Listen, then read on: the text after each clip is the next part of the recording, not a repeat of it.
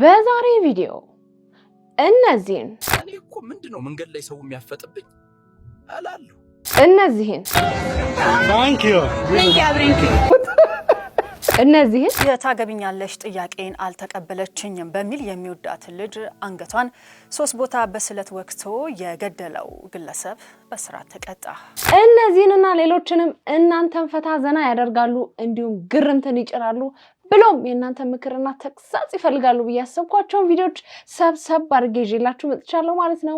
እንዴት ናችሁ? እንኳን ወደ ኤፍራታ ቲዩብ የዩቲዩብ ቻናል በሰላም በጤና በፍቅር መጣችሁ። እንኳን ደህና ቆያችሁኝ። አረፍ በሉ። እንደሚታወቀው ይሄ ቤት ምን ይፈልጋል?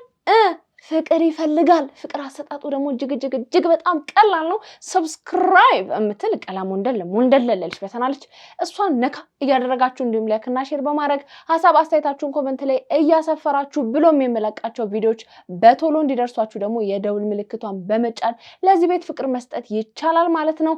ለማንኛውም ብዙ ወሬ አላብዛ፣ ወደ ቪዲዮ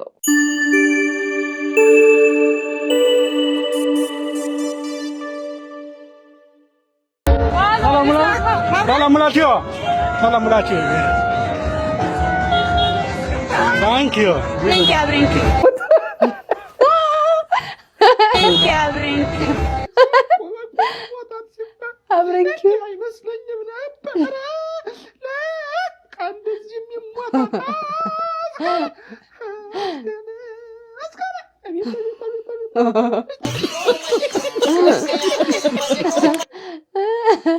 ቴንክ ዩ አብረንኪ ተመችቶኛል።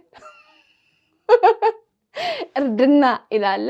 ይሄ እኮ አባባል የሆነ ጊዜ ላይ የሆነ ኮሜዲ ፊልም ነው ምናምን የነከበበው ገዳ ነው ብቻ አላስታውሰው የኮሜዲ ላይ ነው አይደል የተሰማው። ከዛ በኋላ እርስ በርስ ለኛው ነው ለኛው ነው ቴንክ ዩ አብረንኪው ምን ባባለው አንደርስታንድ ስለምንደራረግ ብላችሁ ለነጭም ቴንክ ዩ አብረንኪው። እንደው ጠጥታ ያጋጠመ ነገር አለ?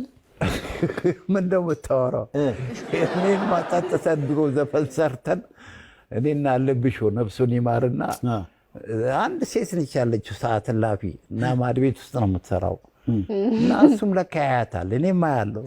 መጨረሻ ልክ ስንጠጣ ማድ ቤት ተገናኘን እኔና እሱ አንጫድ እሱ እግሩ አንጫድ እሱስ እኔ ከይወጥ ተገናኘ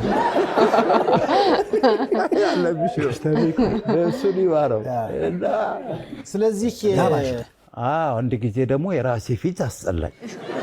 ጊዮኖቴል ምናምን ቀምቅሜ ሳየው ፊቴ አስጠላኝ። እንደናችና መስታወት ቡና በጠርሙስ ፊት አስጠልቶ የራሴ ፊት አስጠላኝ። ማኔጀሩ መጥቶ ይታሰራል ይሄ እንደዚህ ሲል ኤፍሬምና ኩኩ ናይበር እኛ ጓደኛችን ነው አትክለውት ከፍለው አስለቀቁኝ። መስታወት ሰብሬያለሁ። የራሴን ፊት ያምራል ጋሽታም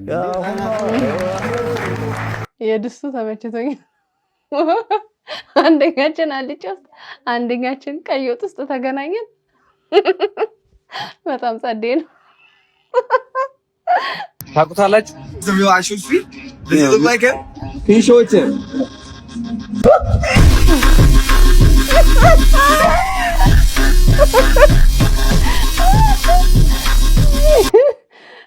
ስንፈታ አይሾ ስፒድ ብለውታል ልጅ። እውነት ይሄ ልጅ በጣም እየታገለ ነው። አይሾ ስፒድ መጥቶ ካላገኘው በጣም ነው የሚደብረን። Hey Ethiopians, how you doing? This is high copy Aisho speed here in Ethiopia and Addis. How you doing guys? Chat. How you guys feeling? Let me know. Come. አይሾ ስፒድ እንግዲህ በሴቷ መሆኑ ነው። ይሄ ደግሞ ስናየው ይሄ የኛ አይሾ ስፒድ ኢትዮጵያ የሚባለው ልጅ እንደ አይሾ ስፒድ በደንብ አይጮህም። ትንሽ ደከም ይላል ድምፁ። ስለዚህ በሴት ደግሞ እስቲ እንሞክረው በማለት ይመስለኛል ሴቷ አይሾ ስፒድ የመጣችው። ለማንኛውም ሰው እያበደ ነው። የሀብታም ቤት እርሜን ብጋበዝ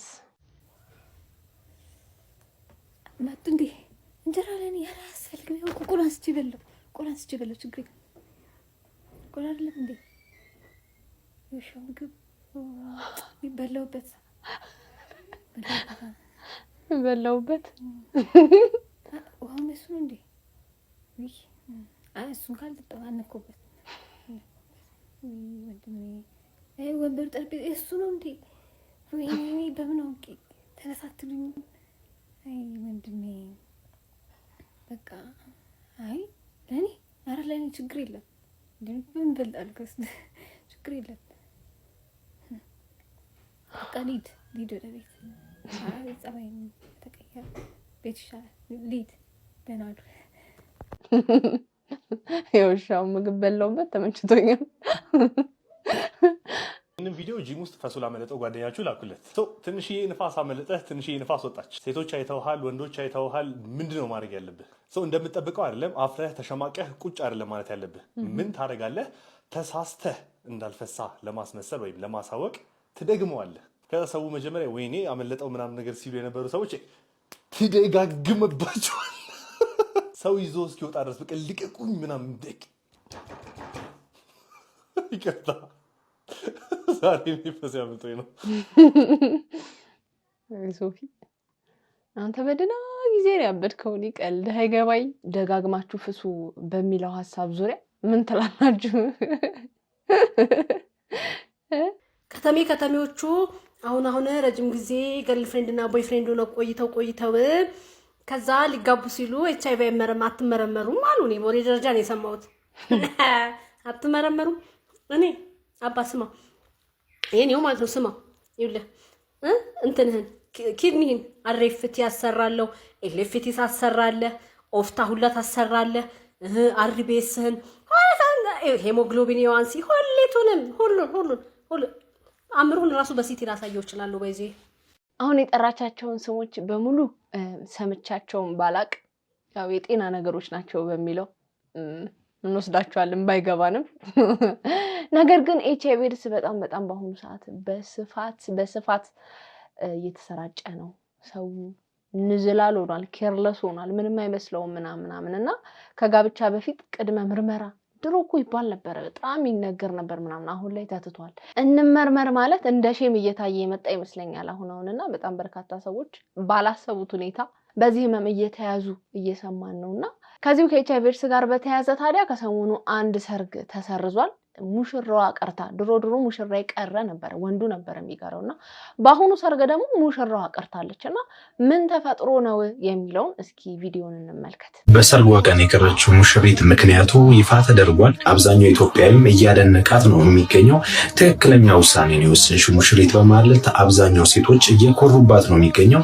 ለሌሎች ሴቶችም ትምህርት ትሆናለች በማለት ሙሽሪት ያደረገችውን ተግባር እኛ እንደዚህ አቅርበነዋል። እነዚህ ሁለት ጥንዶች እንግዲህ በሎንግ ዲስታንስ ውስጥ ፍቅር የመሰረቱ ቢሆንም ከሀገር ውጭ የሚኖር ሲሆን ወደ ሀገር ውስጥ መጥቶ የድሮ ፍቅረኛውን ለማግባት እንግዲህ ፕሮፖዝ ለማድረግ ወደ ሀገር ውስጥ መጥቶ ፕሮፖዝ አድርገው ተስማምተው እንግዲህ ወደ ሰርጉ እየተቃረበ ሲመጣ የኤችአይቪ ምርመራ መመርመር አለበት ብላ ብትጠይቀውም ባላሻፈረኝ በማለት ምርመራውን እንደማይቀበል ለሚስት ይነግራታል። ሚስትም በዚህ መልሱ የተናደደች ሲሆን በተደጋጋሚም ይህን ምርመራ ካላረገ እንደማይጋቡ ተነግረዋለች።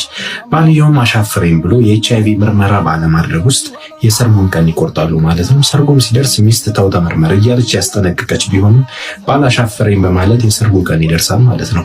በሰርጉም ቀን ሐሳቧን ያልተቀበለውን ባል ብቻውን በባዶ አዳራሽ ውስጥ ጥላው እንግዲህ ሰርጉ ታሪክ ሊሆን ችሏል ማለት ነው። በአሁኑም ሰዓት በሶሻል ሚዲያዎች ዘንድ ብዙ መነጋገሪያን ፈጥሯል። እስኪ እናንተ ሐሳብ አስተያየት ካላችሁ ስጡበት፣ ተነጋገሩበት። እንደሰማነው እንግዲህ ሙሽራዋ አልመረመርም ስላላት ሰርጉን ቅጥት አድርገዋለች። ግን እኔ ሰርጉ ከመድረሱ በፊት ምንም አይነት አካላዊ ንክኪ ካልነበራቸው ሰርጉ እስኪደርስ ጠብቃ ለምን ተለየችው? መጀመሪያውኑ አልመረመርም ሲላት ነበረ እዛ ጋር ፖዝ ማድረግ የነበረባት እንጂ ይሄን ደረጃ አስኪዳ ሰርግ እስከ መደገስ ተደርሶ ቤተሰብ ሽር ጉድ ብሎ ልጄ ልድር ነው ብሎ ምናምን በጣም ብዙ ፕሮሰስ ከተሄደ በኋላ መቅረት እኔ እንጃ፣ እኔ አላቅም። ፌር ነው ብዬ አላስብም። መጀመሪያ በዚህ ምክንያት ከሆነ መጀመሪያውኑ በቃ 4 ነጥብ እኮ መዝጋን ነበረባት። እንመርመር ማለቷ በጣም ትክክለኛ ነገር ሆኖ ሳለ ነገር ግን ልክ ሰርጉ ቀን ሲደርስ ይሄንን ውሳኔ መወሰኗ ትክክል ነው ብዬ አላስብም። ማለት መነጋገሪያ ለመሆን ካልፈለገች በስተቀር ማለት ነው። ሰርጉ ከመደገሱ በፊት ምንም አይነት ስራ ከመጀመሩ በፊት ኢቨን ሽምግልና ከመላኩ በፊት ለመጋባት ሲወስኑ አካላዊ ንክኪ ከሌላቸው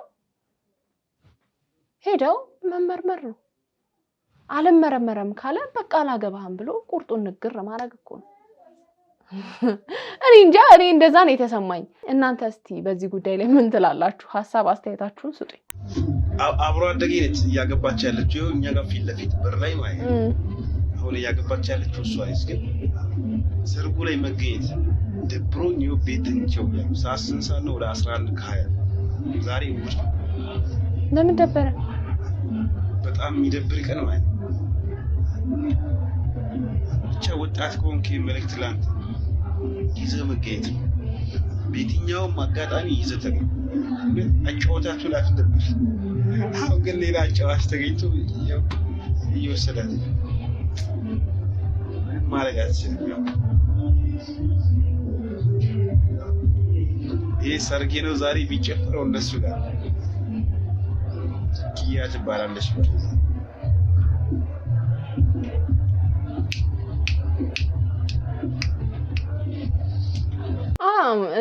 ምንድነው ያው ሰው ማንኛውም ሰው የጣሉትን ዕቃ ሲያነሱበት ነው ምናምን አይወድም ምናምን ይባላል።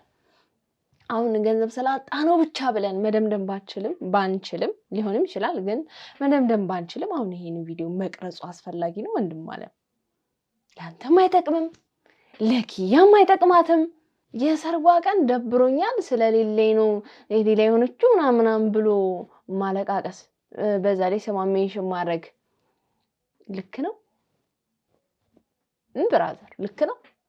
እንዴት ታዩታላችሁ? አሁን እኔ ልክ አይደለም ባይ ነኝ።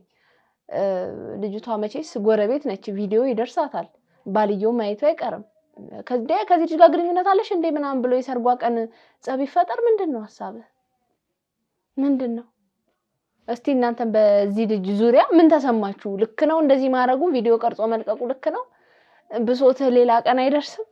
ይሄን ቪዲዮ የቀረጽኩት የሰፈሬ ልጅ ስታገባ ተሰምቶኝ ነው ብላ ሌላ ቀን ምን ትላላችሁ? እስቲ እናንተ መቅረጽ አለበት እንደዚህ ነው አይደለም?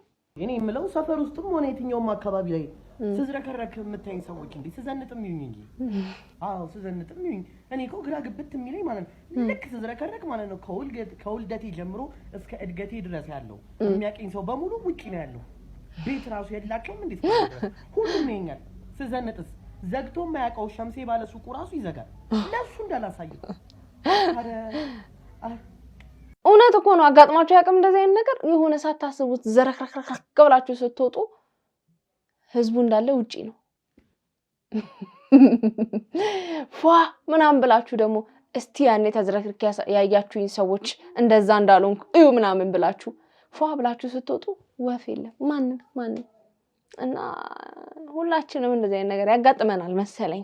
ሰላም ጋይስ፣ ሴታ ሴት ነህ ትሉኛላችሁና ዛሬ እናቴን በእውነት ኦፕንሊ ልጠይቃት። እናንተ የምትጠይቁኝ ጥያቄ ሃይ ባያቸው ማሚ ሃይ ሰው ዛሬ ማም አንተ ልጠይቅሽ ነው። ካሜራ ያበረው ካሜራ እንደማትወጂ አውቃለሁኝ። ሰዎች ድምጼ የሴት ነው ይሉኛል። ምን ታስቢያለሽ አንቺ? ማለት ድምጼ ቀጭን ነው የሴት ነው? አንቺ ምን ታስቢያለሽ? እኔ ከተረብዶ አጣሪዋል ድምጽ ደህና ነው ለኔ። ኦኬ ሰዎች እንዴት ነው? ሰዎች ደግሞ የሚሰጡን አስተያየት መቀበል ኦኬ እሺ። ግን ያንቺ ጓደኞች ምናምን እንዴት ነው? ድምጼ ሲሰሙ ምንም አይሉሽም ምናምን? ድምጼ የተለየ ነገር ብለው ያውቁ ማርያምን። ኦኬ እሺ። ደግሞ አክቲቭ ይሉኛል። አኳኋነ የሴት ነው ነው እንዴ? ሳሪያደ የሴት ቀሚስ በልበስት ወደ ይቅርታ ጋይስ አፍሬ ነው። እውነቷን ነው ማለት ህፃን እያለሁ ማለት ላይክ ስንት ዓመቴ ምናምን እያለ ማለት ነው። ብራብር እያለ ጉርድ በልበስት ወደ አይደለም ግን ከምር አይ አረ እግዚአብሔር ጉድ አረ እንደዚህ ያለ ማለት ግን ምናልባት እሱ ተጽዕኖ የመጣው እኔ የመጀመሪያ ልጅ ስለሆንኩና አንቺ ምናምን በስራ አግዝሽ ነበር አይደለ? ቡና አፈላልሽ ነበር ምናምን አይነት ነገራት ሰው አፈላዲ ነበር ደስ ያዳር ትምህርት የከየት ነው ሁሉ ነገር ጥላት እርግፍ አርጋ የተውክጅ ለኔ ያለ አስተሳሰብ ለየት ያለ ነበር። አሁንስ እንዴ አሁንም እኮ እድሻለሁ እናቴ ነሽ ግን ቡና ላፈላልሽም አክቹሊ አሁን እንደ ድሮ ቡና ላፈላም ወጥ አልሰራም ምናምን ነገር ግን ድሮ ግን በጣም አግዝሽ ነበር። ድሮ በጣም ታክዘኝ ነበር። ይሄ ልጅ እኮ በነገራችን ላይ ድምጹ ብቻ አይደለም የሴት የሚመስለው ተግባሩ ነው። እውነት ለመናገር ከዚህ በፊት አሁን ላይ አቁሟል። በጣም ከፍተኛ የሚባል ትችት ሲደርስበት እንደዛ ማድረግ አቁሟል። እርጎ የላሰ የነበረውን ቪዲዮ እናስታውሳለን። ከዛ በፊት ፊቱን አቮካዶ ምናምን እየተቀባባ ምናምን በቃ የሆነ እንደ ሴት አክት እያደረገ አይተነው ነበረ።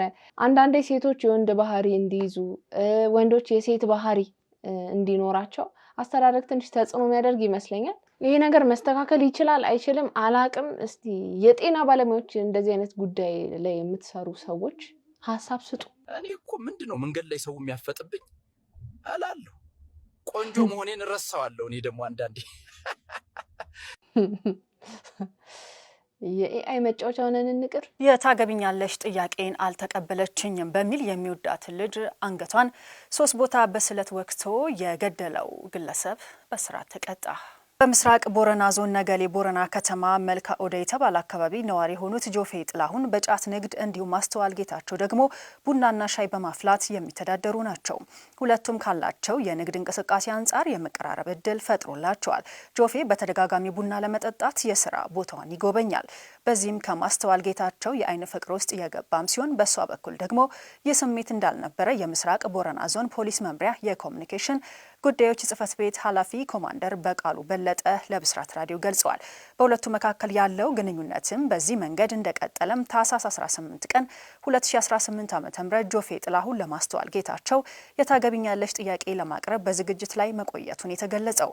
በዚህም በዕለቱ ከቀኑ 10 ሰዓት ላይ ጆፌ ጥላሁን ለማስተዋል ጌታቸው የታገቢኛለሽ ጥያቄ ለማቅረብ ተዘጋጅቶ ቡናና ሻይ ወደምታፈላበት ስፍራ በመሄድ የታገቢኛለሽ ጥያቄውን ሲያቀርብ በንቀት ምራቅ እንደተፋችበት ለፖሊስ በሰጠው ቃል ተናግሯል።